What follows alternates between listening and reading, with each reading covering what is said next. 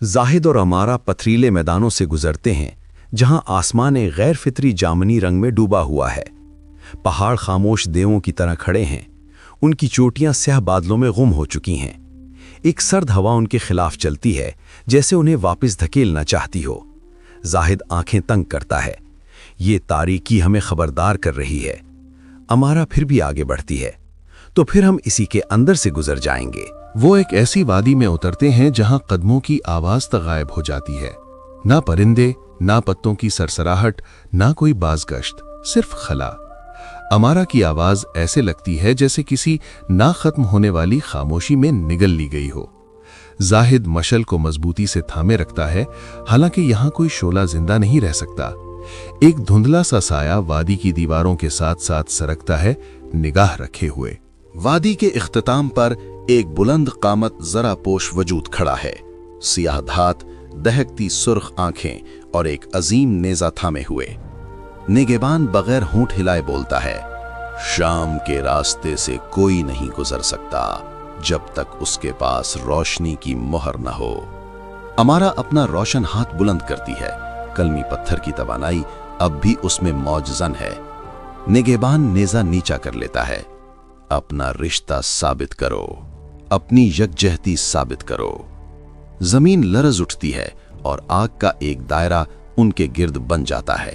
एक बार फिर फरेब नमूदार होते हैं, इस बार ज्यादा ताकतवर, ज्यादा वाज़ेह और ज्यादा हकीकी। जाहिद एक ऐसा मुस्तकबिल देखता है जहां अमारा उसे अकेला छोड़कर खतरे का सामना करने देती है।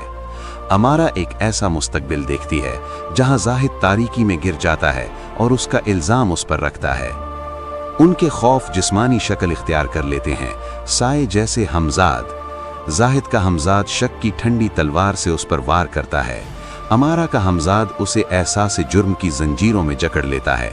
दोनों जद्दोजहद करते हैं, मगर उन्हें बाब 9 की जंग याद आती है।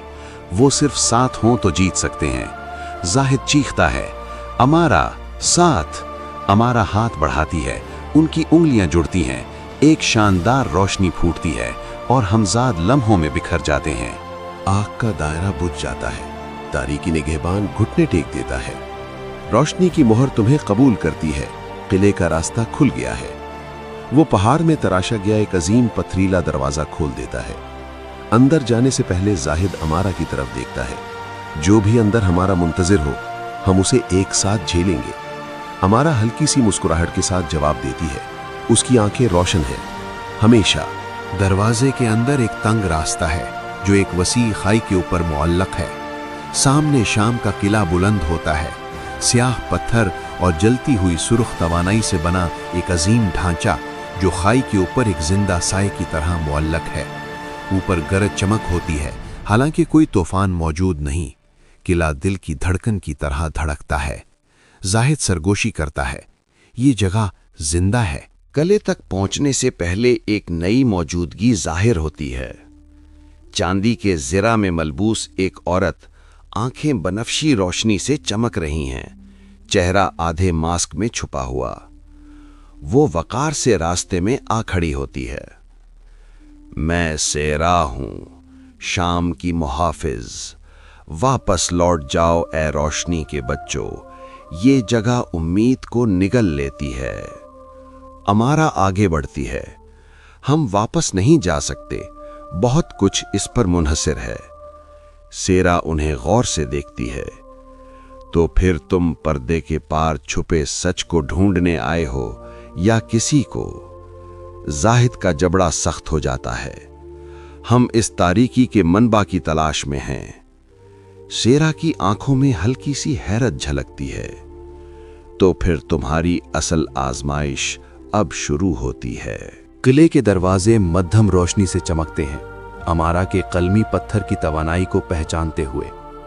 साए जमीन पर जिंदा रगों की तरह रेंगने लगते हैं। सेरा अपना नेजा बुलंद करती है। सिर्फ वही अंदर दाखिल हो सकते हैं जो रोशनी की कीमत कबूल करें। जाहिद और अमारा एक दूसरे को देखते हैं। दोनों तैयार, दोनों खौफजदा और दोनों पुरज़्म। वो एक साथ कदम आगे बढ़ाते हैं। किले के दरवाजे धाड़ के साथ खुल जाते हैं और तारीक तवानाई का एक अंधाधुंध झोंका बाहर फूट पड़ता है। اور باب 10 اس منظر پر ختم ہوتا ہے کہ تینوں شخصیات تاریکی میں گم ہو جاتی ہیں۔